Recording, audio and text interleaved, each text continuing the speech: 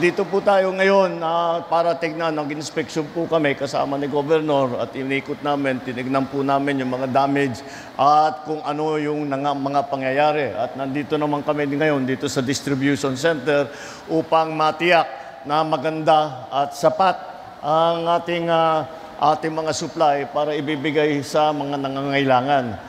Hindi lang DSWD ang inaasahan namin, hindi lang ang NDRMC para sa disaster response. Kami, ang aming ginagawa, tawag namin is whole of government approach, yung buong pamahalaan. Hindi lamang isang departamento, hindi lamang 2 departamento, kundi ang buong pamahalaan ay nagtutulungan para makatulong para sa pagdala ng tulong para sa ating mga kababayan na nangangailangan na naging biktima dito sa mga disaster.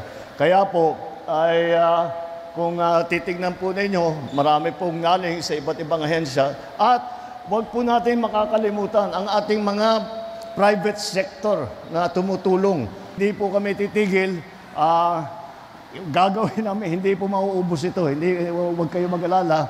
Kahit na sunod-sunod yung bagyo, meron naman tayo, kagaya ng aking sinabi, meron naman tayong pagkukuhanan at tuloy-tuloy ang ating pag-produce nitong mga relief goods at tuloy-tuloy naman hanggat may request ay tuloy-tuloy pa ang aming pagbigay.